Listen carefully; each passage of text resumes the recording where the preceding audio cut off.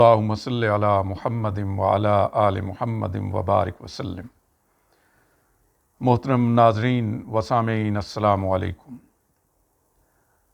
इस अपने video session में हम द रिवाइज्ड लीव रूल्स 1981 का रूल 16 डिस्कस करेंगे। रूल 16 का ताल्लुक लीव प्रेपरेटरी टू रिटायरमेंट से है, जिसे उर्फ़ आम में हम LPR कहते हैं।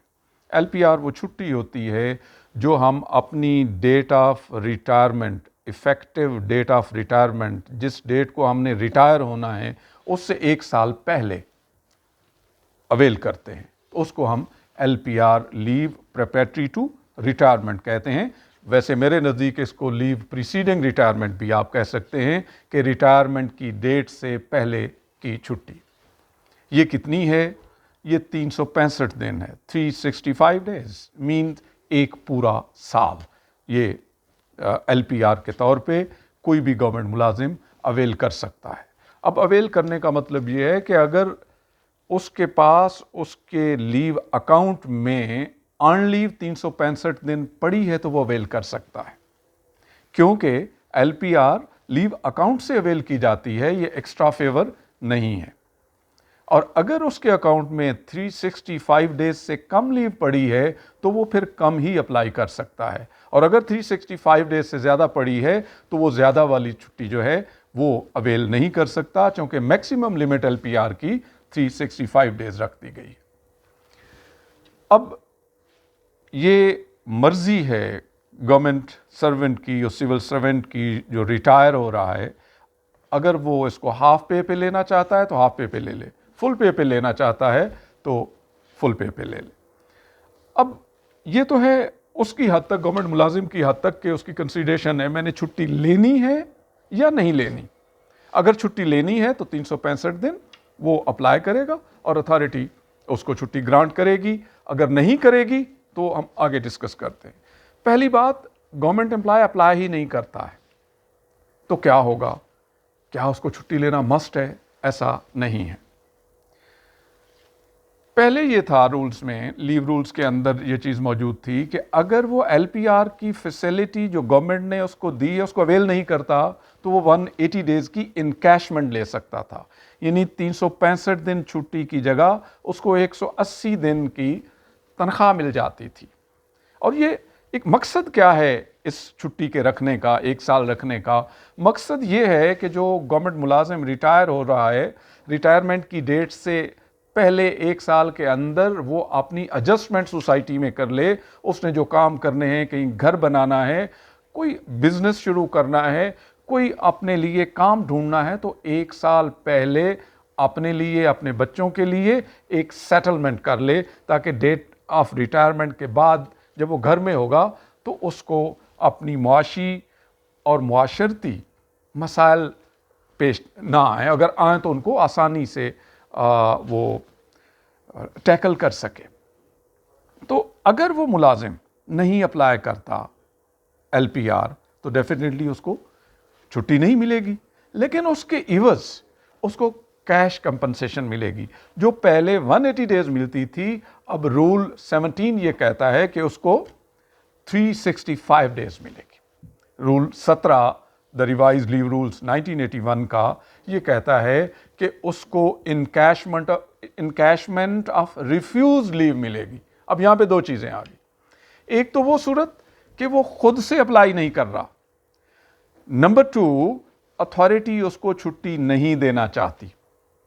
ये दोनों चीज़ें, अमूमन ये छुट्टी जब वो अप्लाई करता है तो अथॉरिटी उसको दे देती है। लेकिन अगर उस बंदे के पास कोई ऐसी स्किल है, उसका ऐसा स्किल सेट है कि उसकी अभी ज़रूरत है दफ्तर में ताकि उससे और लोगों को ट्रेन किया जा सके, या कोई ऐसा प्रोजेक्ट चल रहा है, अगर वो बंदा उससे निकल जाएगा तो उसके ऊपर बहुत बड़ा असर होगा, वो फेल होने का अंदेशा है, तो इस सूरत में उस बंदे को, उस गवर्नमेंट एम्प्लॉय को इनकार कर दिया जाता है छुट्टी का। उसको समझा दिया जाता है कि तुम छुट्टी ना लो, इसकी ये कैश कंपनसेशन ले लेना। अब ये इनकार हर अथॉरिटी नहीं कर सकती। अपॉइंटिंग अथॉरिटी हर बंदे की उसके सर्विस रूल्स में लिखी होती है। अब हर अपॉइंटिंग अथॉरिटी लीव अपने एम्प्लाई को, अपने सुबार्डिनेट को इनकार नहीं कर सकती। इनकार के लिए 2 फोरम्स रख दिए गए। वो गवर्नमेंट एम्प्लॉय जो ग्रेड 1 से लेकर 16 तक का है, उसकी एलपीआर का इनकार उसका एडमिनिस्ट्रेटिव सेक्रेटरी, उसके दफ्तर का, उसके डिपार्टमेंट का सेक्रेटरी उसको रिफ्यूज़ कर सकता है। मैं एक एग्जांपल दूंगा। एक नायब कासिद है, राजनपुर में लगा है, उसका वहाँ का मकामी को डिप्टी डायरेक्टर अपॉइंटिंग अथॉरिटी होगा, लेकिन लीव एलपीआर वो रिफ्यूज़ करने का मजाज नहीं है। बाकी के सारे मामलात उसके वो देखता है, उसको रिटायर करता है, उसकी पेंशन के मामलात देखता है, लेकिन एलपीआर रिफ्यूज़ करने का इख्तियार उसके पास नहीं है। उस ग्रेड 1, ग्रेड 4, ग्रेड 5, 16 तक उस गवर्नमेंट मुलाजिम को एलपीआर से इनकार करना, रिफ्यूज़ करना प्रीरोगेटिव, सवाबदीद इख्तियार दे दिया गया उस डिपार्टमेंट के एडमिनिस्ट्रेटिव सेक्रेटरी को। मिसाल के तौर पे इरिगेशन का एक पटवारी है, पटवारी की अपॉइंटिंग अथॉरिटी उसका मकामी ऑफिसर है, लेकिन अगर उसको एलपीआर इनकार करना है उसके रिटायरमेंट पर, तो वो सेक्रेटरी इरिगेशन ही इनकार कर सकता है और कोई इनकार नहीं कर सकता। इसके बाद आता है ग्रेड 17 और इससे ऊपर। ग्रेड 17 और ऊपर का आदमी जिस भी सेक्रेटरी के मातहत हो, जिस भी अथॉरिटी के मातहत हो, अगर उसको इनकार किया जाना है एलपीआर का, तो वो सूबे का चीफ सेक्रेटरी कर सकता है और किसी को ये इख्तियार हासिल नहीं है। और दूसरी बात, ये वो इख्तियार है जिसको डेलीगेट नहीं किया जा सकता, जो नीचे किसी को तफवीज़ नहीं किया जा सकता। बहुत सारे इख्तियारात रूल्स के अंदर दिए गए हैं जो अपर अथॉरिटी, लोअर अथॉरिटी को, सीनियर अथॉरिटी, जूनियर अथॉरिटी को तफवीज़ कर देती है, डेलीगेट कर देती है, मगर ये वो इख्तियार है एलपीआर रिफ्यूज़ करने का कि ये नीचे डेलीगेट नहीं किया जा सकता। 1 से 16 ग्रेड का गवर्नमेंट मुलाजिम जब एलपीआर अप्लाई करेगा तो उसके उस महकमे का सेक्रेटरी इनकार करेगा, और ग्रेड 17 एंड अबव का कोई ऑफिसर जब अप्लाई करेगा और उसको एलपीआर इनकार करना होगी, तो सूबे का चीफ सेक्रेटरी उसको इनकार कर सकता है। अब अगली बात, हम इससे कनेक्टेड जो है एलपीआर की शुरू की थी रूल 17 के तहत, रूल 17 के तहत हमने नेक्स्ट बात लीव इनकैशमेंट की थी। लीव इनकैशमेंट 2 सूरतों में मिलेगी। एक सूरत वो कि वो खुद नहीं लेना चाहता छुट्टी, तो उसको जितनी छुट्टी वो नहीं लेगा, अगर वो 365 दिन की पूरी छुट्टी नहीं लेगा तो 365 दिन की तनख्वाह मिलेगी। अगर वो आधी 100 दिन की छुट्टी ले लेता है तो फिर क्या है, 265 दिन की उसको लीव इनकैशमेंट मिलेगी। इसी तरह अगर अथॉरिटी उसकी 365 दिन की एलपीआर रिफ्यूज़ कर देती है तो उसको 365 दिन की ही इनकैशमेंट मिलेगी, पैसा मिलेगा, रकम मिलेगी। और अगर उसकी अथॉरिटी आधी छुट्टी अप्रूव करती है और आधी अप्रूव नहीं करती, कुछ अप्रूव करती है और कुछ नहीं करती, तो जितनी छुट्टी अप्रूव नहीं हुई, जितने से उन 2 अथॉरिटीज़ ने इनकार कर दिया है, उस इनकार शुदा छुट्टी के अगेंस्ट उसको लीव इनकैशमेंट मिलेगी। एक और अहम क्वेश्चन कि इस रिफ्यूजल का कोई टाइम भी फिक्स्ड है? यस।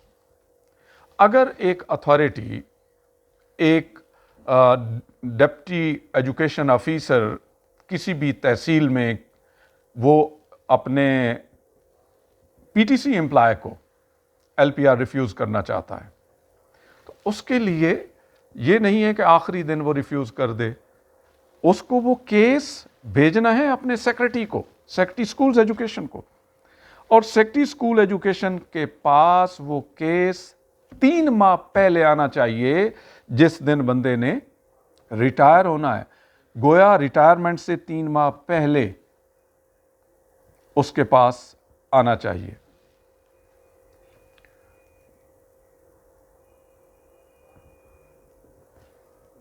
ये डिलीट हो जाएगा जो मैं सोच रहा हूं ना।